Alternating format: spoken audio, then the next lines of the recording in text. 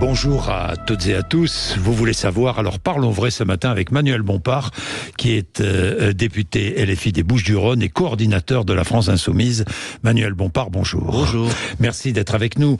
Je vais commencer, nous allons parler évidemment du Proche-Orient, de l'Ukraine, nous allons parler d'Europe, nous allons parler de la réforme de l'assurance chômage, mais je voudrais commencer avec ces 20 milliards d'euros d'économies nécessaires pour boucler le budget 2024, 20 milliards d'euros d'économies annoncés par le gouvernement. Pas de loi de finances rectificative. Vous allez déposer une motion de censure.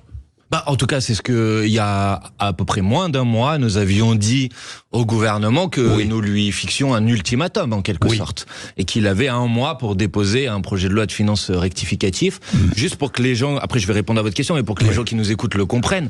C'est quand même normal qu'à partir du moment où, par rapport au budget qui a été décidé à la fin de l'année dernière, il va y avoir des modifications substantielles, c'est quand même normal que ça se fasse par une discussion à l'Assemblée nationale. Or, le gouvernement refuse de déposer ce qu'on appelle un projet de loi de finances rectificatif qui permet effectivement d'en discuter. Donc nous lui avons fixé un ultimatum il y a moins d'un mois maintenant, et cet ultimatum, on va dire, arrive à échéance en milieu de semaine. Et oui, si en milieu de semaine le gouvernement n'a toujours pas déposé de projet de loi de finances rectificative, nous déposerons une motion de censure. Mais nous sommes en milieu de semaine, là. Nous sommes mardi. Nous sommes mardi. Je crois. Mais vous allez la déposer. Parce que le gouvernement ne va pas bouger, il l'a dit. A priori, le gouvernement ne va pas bouger. Donc oui, je vous le confirme. Si le gouvernement ne bouge pas, je lui laisse encore 1 ou 2 jours pour respecter le délai que nous avons fixé. Mais oui, je vous le confirme, nous déposerons une motion de censure d'ici la fin de semaine. Oui, donc d'ici la fin de semaine, dépôt d'une motion de censure, ce qu'a fait d'ailleurs le Rassemblement National. À ma connaissance, le Rassemblement National n'a pas encore déposé de motion de censure. Pas déposé, mais ils vont déposer aussi, d'après ce que je crois savoir. De ce que j'ai entendu. Vous voteriez d'ailleurs une motion de censure du RN ? Non, si nous déposons notre propre motion de censure, nous proposons de voter celle-là. Bien, avec un examen avant les européennes. Oui, bien sûr, puisque la règle constitutionnelle, c'est qu'à partir du moment où vous déposez une motion de censure, elle doit être examinée dans les 48 heures. Donc oui, bien sûr. Puisque je parlais du RN, le vent mauvais de l'extrême droite souffle en Europe. Ce n'est pas moi qui le dis, c'est Emmanuel Macron. Vous êtes d'accord ? Sur le constat, vent mauvais de l'extrême droite souffle en Europe. Sur l'analyse, oui. Après, sur les responsabilités que porte lui-même Emmanuel Macron dans la progression de l'extrême droite, là, je pense que j'aurais un désaccord majeur avec lui. Mais oui, bien sûr, on voit partout en Europe des idées, des propositions politiques qui se basent sur le rejet de l'autre, la xénophobie, le racisme qui progresse. Oui, c'est un fait, malheureusement, et je le regrette. Et personnellement, je le combats. Et c'est pourquoi, puisque nous sommes dans la campagne des élections européennes, c'est pourquoi moi j'appelle tous les gens qui nous écoutent à refuser cette progression de l'extrême droite et à voter pour la liste de Manon Aubry, parce que je crois que c'est la seule qui peut proposer un autre chemin. On voit bien, le macronisme est en train de dégringoler et malheureusement fait dégringoler notre pays. Face à cette situation, il faut une alternative. Et cette alternative, ça ne peut pas être l'extrême droite. Et donc, ce que nous proposons avec Manon Aubry dans cette campagne des élections européennes, c'est de montrer qu'il existe un autre chemin pour notre pays. Et ce chemin, c'est celui de l'Union populaire. Manuel Bompard, parlons du Proche-Orient. Est-ce qu'Israël est une monstruosité sans nom ? Vous avez vu les images ? Vous avez vu ces images terribles de ce bombardement contre un camp de réfugiés avec des corps calcinés, avec un camp de déplacés. C'est pas un camp de réfugiés, c'est un camp de déplacés. Mais vous êtes d'accord que les personnes qui étaient sur place sont des populations civiles qui sont bombardées dans une situation qui est dramatique. Moi, je sais pas, je crois comme plein de gens qu'on a eu du mal à dormir en voyant ces images. Donc oui, quand Israël fait ça, c'est une monstruosité sans nom, bien évidemment. Maintenant, si derrière votre question, il y a le fait de savoir si nous sommes opposés à l'existence de l'État d'Israël, nous avons déjà répondu 10 000 fois à cette question. Non, et nous avons rappelé... vous pensez comme moi à ce qu'a dit Rima Hassan. C'est sans doute le sens de votre question. Israël ne survivra pas dans sa forme actuelle. Dans sa forme actuelle, c'est ce qu'elle a dit. Dans sa forme actuelle, mais j'entends ce qu'elle dit. Ça veut dire quoi ? Je pense que ça veut dire que si le projet israélien s'appuie sur une volonté de nettoyage ethnique de la population palestinienne de la bande de Gaza, oui, je pense que on va avoir un problème qui est un problème majeur, et je pense que c'est ça qu'il faut refuser. Et c'est pourquoi notre responsabilité, c'est d'arrêter le criminel de guerre, monsieur Netanyahou, qui dirige aujourd'hui le gouvernement israélien, pour faire en sorte qu'on trouve un chemin qui soit un chemin de paix. Et pour ça, il faut qu'il y ait un cessez-le-feu le plus rapidement possible. Et là, franchement, la France ne peut pas continuer à faire la sourde oreille, voire parfois à couvrir les exactions de l'armée israélienne. A condamné et demandé un cessez-le-feu immédiat. Précisément, vous voyez bien, Emmanuel Macron, ça fait depuis des mois et des mois, qui dit je demande un cessez-le-feu, qui dit l'armée israélienne doit agir dans le respect du droit international. Mais ce n'est pas le cas. Aujourd'hui, l'armée israélienne ne respecte pas le droit international. Et qu'est-ce que fait Emmanuel Macron? Pas seulement pour demander par un tweet que les exactions de l'armée israélienne s'arrêtent, mais pour contraindre le gouvernement israélien à cesser le feu. Il a des leviers d'action pour contraindre le gouvernement israélien à le faire. L'Union européenne est aujourd'hui le premier partenaire commercial de l'État d'Israël. Qu'est-ce qu'attend le président de la République pour proposer au niveau européen la suspension de l'accord d'association entre l'Union européenne et Israël? Qu'est-ce qu'il attend pour décréter un embargo sur les livraisons d'armes? Qu'est-ce qu'il attend pour infliger des sanctions économiques à l'égard du gouvernement israélien? Qu'est-ce qu'il attend pour utiliser les leviers d'action, par exemple la reconnaissance de l'État de Palestine? Ça, c'est des choses qu'on peut faire. Et si le gouvernement français ne le fait pas, je dis que c'est aussi un enjeu des élections européennes le 9 juin, parce que vous allez envoyer des députés européens qui vont pouvoir agir sur ce sujet. Il est complice de Netanyahou? Clairement. Est-ce qu'Emmanuel Macron est complice de Netanyahou? En agissant pas, en n'utilisant pas les leviers d'action dont je suis en train de vous parler, le président de la République laisse faire monsieur Netanyahou, et en continuant à livrer des armes, oui, la France a une complicité. Il est coupable? Oui, bien sûr. Oui, il est coupable. Oui, bien sûr, il est coupable. Écoutez, quand on n'utilise pas les leviers d'action à notre disposition pour faire en sorte que le génocide, et je pèse mes mots, en cours aujourd'hui à Gaza s'arrête, oui, il y a une forme de culpabilité. Manuel Bompard, le Hamas tire sur Israël des missiles qui peuvent tuer aussi des civils, évidemment. Des missiles tirés d'une zone où vivent des déplacés, des femmes, des enfants, des vieillards. Israël réplique aveuglément.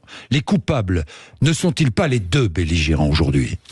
Mais aujourd'hui, quand des enfants dans un camp de déplacés, je reprends les termes, reçoivent une bombe, je suis désolé, le seul coupable, c'est celui qui a envoyé la bombe. Parce que sinon, au bout d'un moment, c'est une manière d'exonérer l'armée israélienne de ses responsabilités. Maintenant, si vous voulez me poser la question de savoir, qu'est-ce qu'il faut faire demain? Parce que c'est ça la question qui doit être posée. Eh ben, qu'est-ce qu'il faut faire demain? Il faut obtenir un cessez-le-feu, il faut négocier, avoir un accord négocié, qui doit inclure bien évidemment la libération des otages détenus par le Hamas, la libération de prisonniers politiques palestiniens et l'ouverture d'une perspective politique. Et cette perspective politique, elle doit aller dans le respect du droit international, c'est-à-dire l'application pleine et entière des résolutions de l'Organisation des Nations Unies. Voilà comment on arrêtera une situation qui est une situation dramatique, tout simplement. Mais non, je ne dirais pas aujourd'hui que face aux massacres qui sont en cours, c'est le Hamas qui emporte la responsabilité. Je suis désolé, mais c'est l'armée israélienne. Elle est partagée ou pas ? Dans quoi? Cette responsabilité. Mais pas quand des bombes tombent sur des enfants, non, c'est ceux qui envoient les bombes qui sont responsables. Quand les bombes tombent sur les enfants. Et quand des missiles partent en direction d'Israël et risquent de tuer, ils sont responsables. Le Hamas a la même manière. Le Hamas a la responsabilité de l'envoi de ces missiles, bien évidemment. Et moi, je ne suis pas d'accord pour que la solution, ça soit un embrasement et une violence qui réponde à une violence. Je ne suis pas d'accord avec ça. Et c'est là où vous demandez effectivement un cessez-le-feu. À juste raison, mais dans une guerre, des civils meurent. C'est Jean-Luc Mélenchon qui le rappelait justement il y a quelques années lorsque les Russes bombardaient Daesh.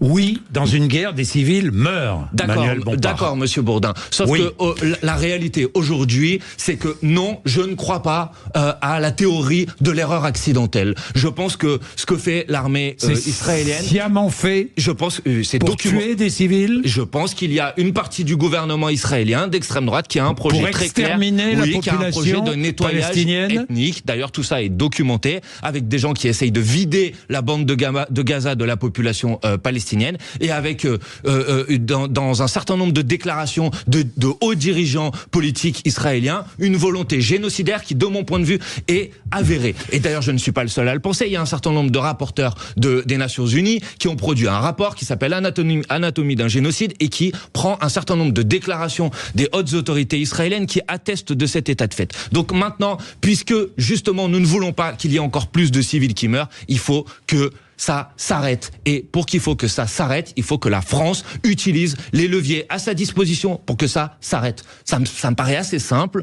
de dire ça. Et la France ne peut pas continuer, comme le fait le président de la République Emmanuel Macron, à déplorer par des tweets, des gesticulations qui ne changent rien à la réalité de la situation. Bien, Manuel Bompard, des bombardements tuent des civils à Gaza, des bombardements tuent des civils à Kharkiv.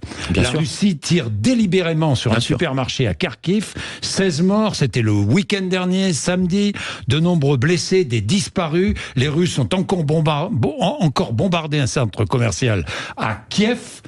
Même chose. Bien sûr, c'est même mot. Mais bien sûr, mais c'est génocidaire, c'est la volonté. Génocidaire, à ma connaissance, là, je n'ai pas vu de travaux d'experts internationaux qui utilisent cette caractérisation. Alors, donc je ne vais pas rentrer là-dedans, mais bien évidemment que il faut que la guerre s'arrête et il faut que la Russie arrête son agression contre la population ukrainienne. Et si je parle aussi fort sur la situation qui se passe à Gaza, c'est parce que je ne comprends pas pourquoi il y aurait une forme de double standard. Parce que quand la Russie a violé le droit international en attaquant la population civile ukrainienne. Par exemple, on a décidé de sanctions économiques contre le gouvernement russe et on a bien fait de le faire. Et je ne comprends pas pourquoi on ne fait pas la même chose pour le gouvernement israélien. Le 7 octobre, le Hamas a massacré le 7 octobre. Et donc ça justifie en réponse... Monsieur Bourdin, vous entendez bien que ça ne peut pas justifier en réponse, qu'un crime ne peut pas justifier un autre crime. Donc le sujet n'est pas celui-là. Ça n'exonère pas. Oui, je faisais juste pour vous montrer pourquoi il est incompréhensible et intolérable qu'il y ait une forme de double mesure. Mais oui, en tout cas, c'est comme ça que c'est perçu par plein de gens et c'est pas possible. Donc maintenant, vous m'interrogez sur la situation en Ukraine. Elle est bien évidemment insupportable. Puisque je vous pose une question sur l'Ukraine, faut-il autoriser les Ukrainiens à utiliser des armes occidentales pour frapper des cibles, je dis bien militaire en Russie? Mais non, parce que ça va produire de l'engrenage militaire avec une puissance qui est une puissance nucléaire et donc encore plus de souffrance. Donc les Ukrainiens ont l'interdiction de se défendre. Non, je ne dis pas ça. Je dis que les armes que nous livrons pour aider les Ukrainiens à se défendre... doivent servir à quoi? Elles doivent servir aux Ukrainiens à se défendre. Ah oui. Eh oui. Et donc pas à viser des cibles qui sont sur le territoire russe. Des cibles militaires d'où partent les bombes qui vont tuer des Ukrainiens, ça doit permettre de frapper les positions russes sur le territoire ukrainien. C'est la définition de se défendre. Et ça, c'est la doctrine, y compris qui a été celle du président. Les bombes qui partent de la Russie et qui tuent des civils ukrainiens, qu'est-ce qu'on en fait? Eh ben, on les empêche d'arriver. Donc il y a on livre des armes on les empêche d'arriver. Donc on livre des armes qui sont des armes de défense. Maintenant, Monsieur Bourdin, on va pas rentrer.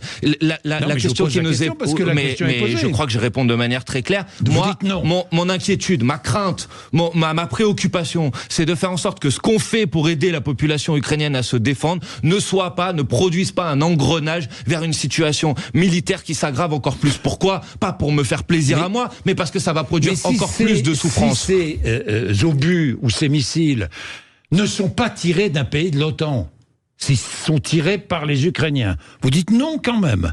Mais non, mais je dis pas, je sais pas moi aux Ukrainiens de dire ce qu'ils doivent faire ou ce qu'ils doivent pas faire. Je parle de ce que ils ont à disposition des armes occidentales qui peuvent frapper l'armée russe. Ben, pour l'instant, il me semble que la doctrine qui a été la nôtre, ça a été de dire que ce qu'on livrait je ne suis pas favorable à changer. Je suis favorable, Monsieur Bourdin, entendez-le, à refuser l'engrenage militaire et à ouvrir une solution qui soit une solution diplomatique. Et là, je voudrais quand même dire, parce que ça fait depuis 2 ans que je dis ça, et ça fait depuis 2 ans qu'on me dit Manuel Bompard, la France Insoumise, vous êtes naïf, c'est pas possible, etc. Qu'est-ce qu'on a appris il y a quelques semaines? C'est qu'allait se tenir en Suisse au mois de juin un sommet sur la paix à l'initiative de la Chine et de l'Allemagne, que la France est complètement écartée.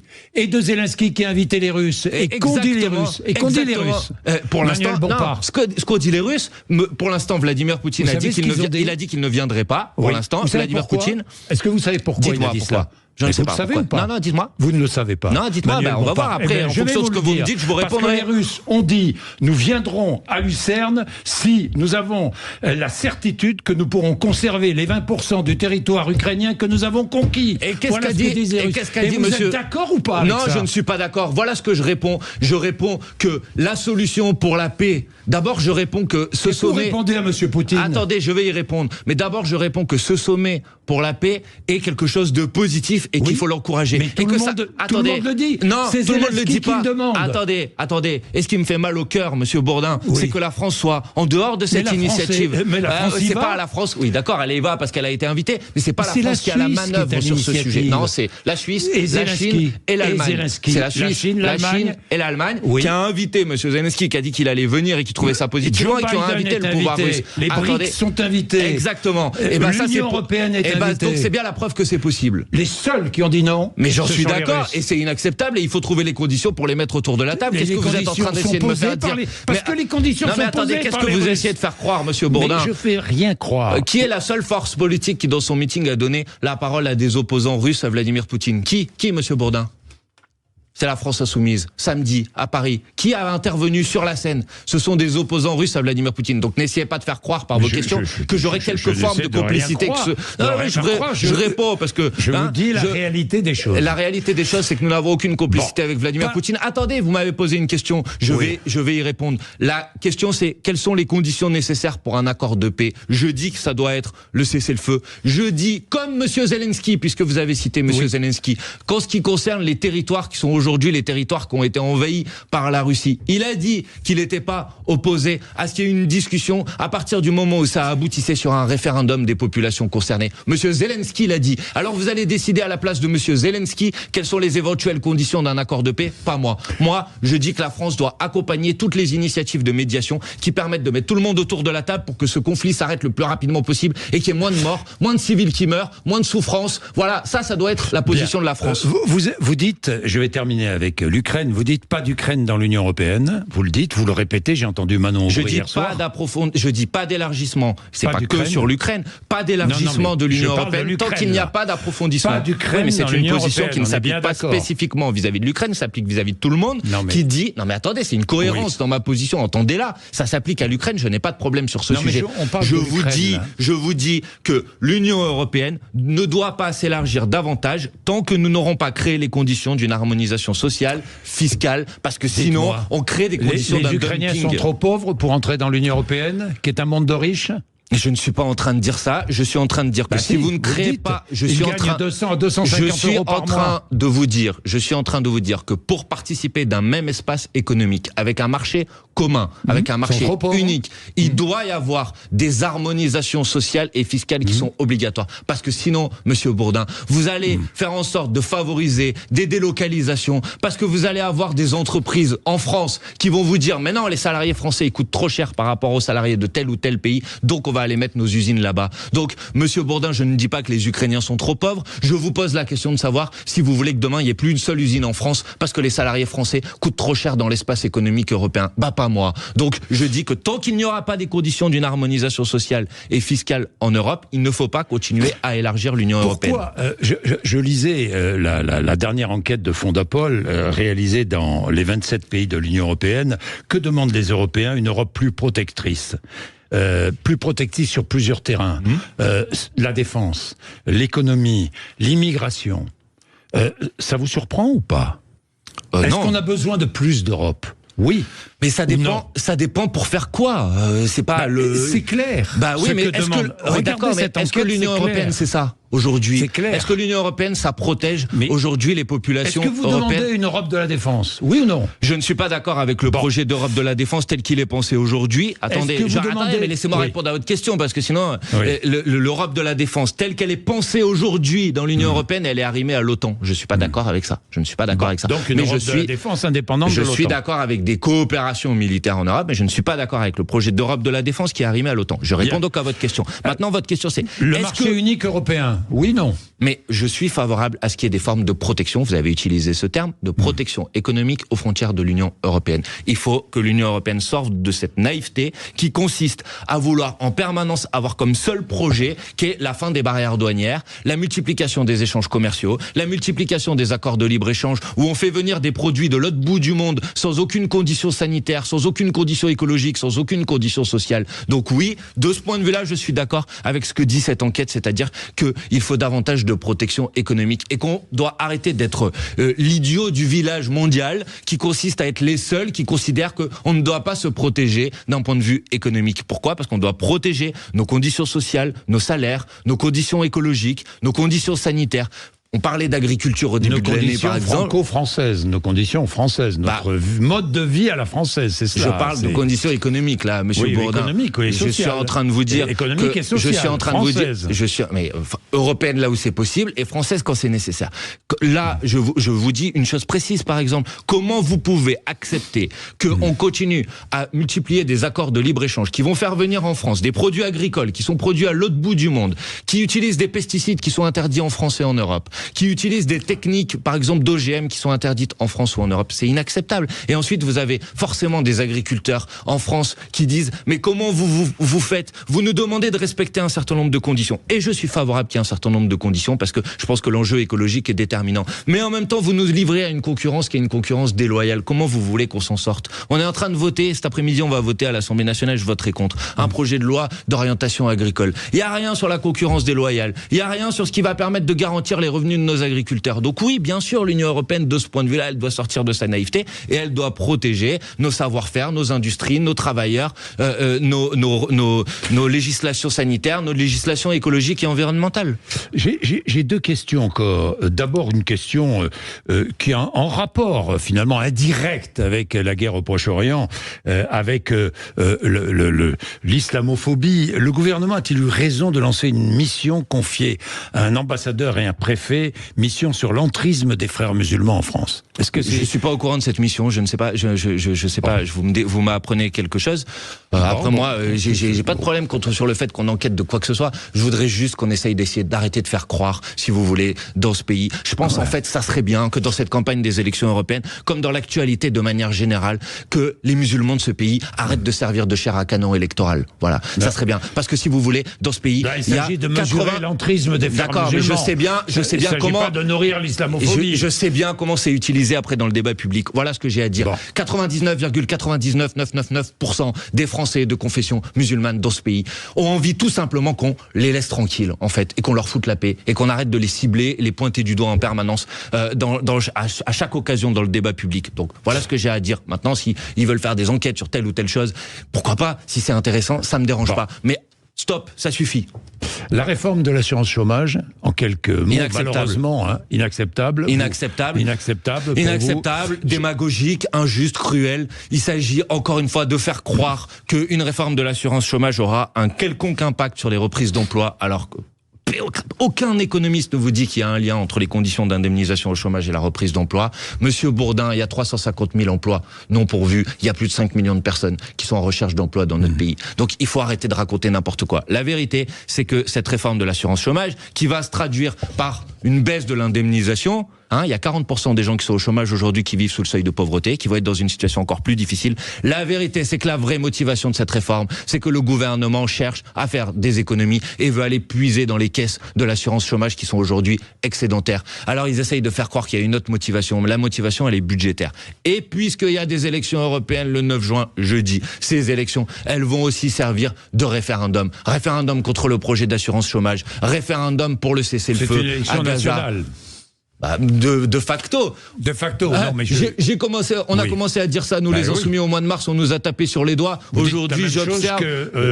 Mais tout le monde le dit, écoutez, Madame Hayé a mis à la fin de sa liste Monsieur Édouard Philippe, Monsieur Bayrou, Madame Borne. C'est quoi si c'est pas une élection nationale? Donc oui, bien sûr. Nationaliser le scrutin européen. Il y a des enjeux européens. Je crois que je me suis prononcé sur le sujet. Et il y a des enjeux nationaux dans cette campagne des élections européennes. Et donc je dis aux gens qui nous écoutent, mobilisez-vous, envoyez des messages, utilisez votre bulletin de vote, c'est à ça que ça sert, pour dire ce que vous avez à dire, pour rejeter la politique du gouvernement, pour combattre l'extrême droite, pour obtenir la paix et le cessez-le-feu à Gaza, pour obtenir la fin des politiques d'austérité, pour dire votre opposition à la réforme de l'assurance chômage. Il y a plein de raisons d'aller voter pour Manon Aubry le 9 juin prochain. Merci Manuel Bompard. Merci à vous.